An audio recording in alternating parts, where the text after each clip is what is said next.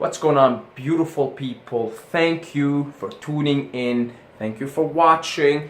Thank you for listening to my bullshit, my abstractions and generalizations and assumptions and experiences. So it's not all entirely bullshit, because I do share experiences. Experiences real.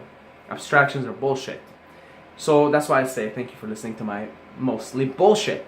So we're gonna talk about the law of attraction and visualization, and I'm gonna give you very unconventional wisdom here. Or let me give you an experience. How about that? Let's go a little bit less bullshit, more experience. When I first got into the whole scene, right, of personal development, of wanting to improve, I got into the law of attraction. I came across the law of attraction. I came across using the subconscious mind, all of that. Purely, and I think everyone comes to that because I wanted to improve my life. I didn't like who I was, didn't like the conditions of my life, didn't like the circumstances. There was a lot more suffering and pain than there was joy and pleasure.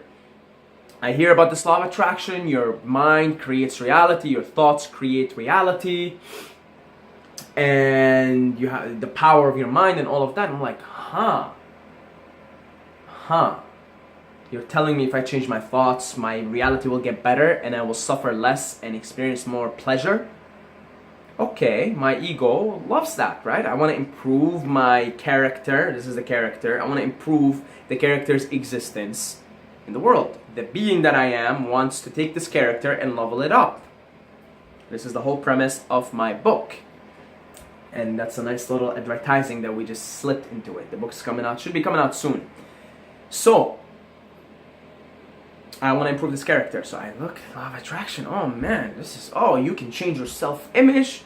You can just use visualization and change who you think you are into the new reality, the new person you want to be, and then new things will happen. First I thought it's bullshit, but I thought I need something. It's like if you're drowning in a fucking ocean and somebody comes and tells you, I'm a lifeguard and I'm here to help you. Here, try on this vest. Well, you're kind of fucking desperate, right? Like, you're desperate. You're gonna be like, okay, pass me this life vest. Now, that life vest could be like poisoned. The lifeguard could be tricking you, is a trickster, just wants to have fun with you. Or could be actually genuinely there to try and fucking save your life and not drown you. He's not drowning you, but to save you from drowning. Okay, so I thought, alright, so this is the law of attraction. I looked at the law of attraction as the lifeguard trying to save me. Save my poor, tormented soul. So I start to visualize, I used growing up thinking I'm some kind of a piece of shit, coward, not good enough, failure. That's what I've been told by my environment, my society, the upbringing that I grew up in, the household, and the external environment. So I start to sit down every day and visualize, like sit down, breathe, and I looked into visualization, blah blah, and I used to start seeing myself as this confident person, as this outgoing, outspoken, confident, expressive person. And over years, it doesn't happen instantaneously. Over years of visualization, everything that I visualized, not everything, but let me tell you something. The way of being that I visualized became who I am. The person that's talking in front of this camera with confidence. I speak in front of this camera with confidence. I know this. And that is the person that was visualized in the mind of the person that didn't feel confident, didn't feel self-expressive, didn't feel good about themselves, didn't feel he was worth anything, and thought he was a failure. Visualize this version that is in front of you right now, and this version in front of you right now is constantly visualizing new versions. Okay? So, visualization is good because your mind is creative and you want to be able to direct yourself. It's like the steering wheel, okay? It's a steering wheel. You're in the car, your mind is the steering wheel, but it's not the fucking car. Okay? Your mind's not the car, it's not the driver neither. The driver is the being, the steering wheel is your mind, the car is the experience of being alive. So, now I made a case for why visualization is good and how it helped me tremendously. However, again, I'm speaking from experience. what I found, even in those years where I was doing a lot of visualization, is there was along this visualization a lot of struggle. What I mean by struggle, I would sit down and visualize these grandiose things in my life, right? And then I would kind of start to attach to them, and then I would wake up to the reality that I'm in and be like, oh well, you're not in Hawaii chilling with a fucking pina colada right now. You're right here in your apartment, and you really don't have all that much going on for you at the moment. Okay, so this is where it becomes problematic. This is where you can start to create suffering for yourself, self-inflicted suffering. Let me explain. The point of visualization is to simply get you to feel something. It's to get you to be a certain way of being. It is not to attach to the outcome. You're not using the outcome that is whatever in your head, maybe the perfect relationship or whatever. You're not using that to attach to it. You're using it to get you a certain feeling, certain vibe, so you can go on and live moment to moment through this vibe, through this way of being, which will ultimately lead you to the dimension, to the reality that you want to tune yourself into. Do you understand what I'm saying here? I don't know. So what happens with excessive visualization, with visualizing too much, is that you create a disconnection between the direct experience of now, wherever you happen to be, and the experience, the imagined reality that is in your mind. Think of visualization as a tool, not as the means to an end, not as the end. Because I'll tell you something, if you start to excessively visualize, you're going to create a lot of suffering for yourself. And what it turns out for me, personally, when I start to visualize too much, and I get into my mind too much, and I go on mental trips and fantasies too much, usually it is my way of escaping the present moment and the pain and the suffering that sometimes come along with it. So how do I explain this to you? For example, I have like a part-time job right now. I had to take it on because, you know, the money on YouTube went down. I was making a change. I'm shifting to this channel, right? So in the process, I need a little bit of money, and I've been working there for 4 months. And so I don't fucking like it. It causes me suffering, you know. I would rather be doing something different with my time there. It causes me suffering.